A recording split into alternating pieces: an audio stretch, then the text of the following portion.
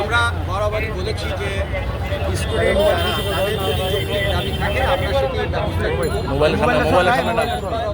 এইদিকে সামনের দিকে টাকা বলে কথা বলে তাদেরকে আমরা শান্তিপূর্ণভাবে তাদের অবস্থানের আমরা বলেছি বারবার, তারা কিন্তু সেটি শোনে নাই। তারা প্রথমত আপনারা দেখেছেন হাইকোর্টের যে ব্যারিকেড সেটি ভেঙেছে, এর পরবর্তীতে শিক্ষা ভবনের ব্যারিকেড ভেঙেছে।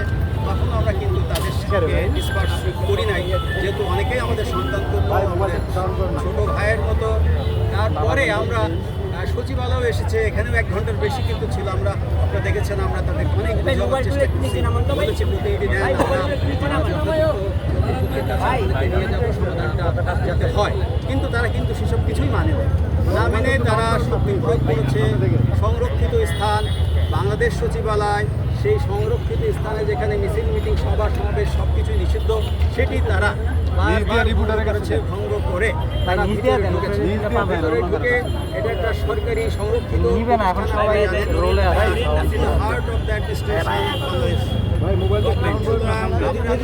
তারা ভিতরে যে গাড়ি ভাঙচুর করছে, অন্যান্য অফিস আদালত তারা ভাঙচুর করার চেষ্টা করছে, জানমালের ক্ষয়ক্ষতি তারা যখন শুরু করছে তখন আমরা তাদেরকে সেখান থেকে ডিসপার্স করছি।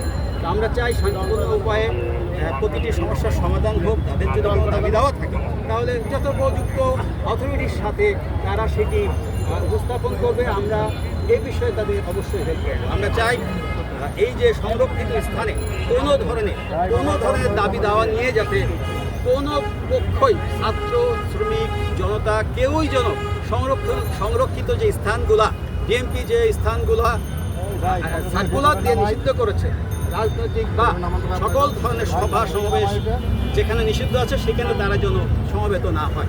এই বার্তাটাই আমরা কিন্তু সকাল থেকে তাদেরকে দিচ্ছি এবং এখনও আপনাদের মাধ্যমে আমরা সবাইকে এই কথাটি জানিয়ে দিতে চাই যে যেখানে নিষিদ্ধ করা রয়েছে ওই জায়গাগুলো দয়া করে আপনারা অ্যাভয়েড করেন। আমরা চাই শান্তিপূর্ণ উপায়ে আপনাদের যদি কোনো দাবি দেওয়া থাকে সেটি সমাধান অথরিটি করবে।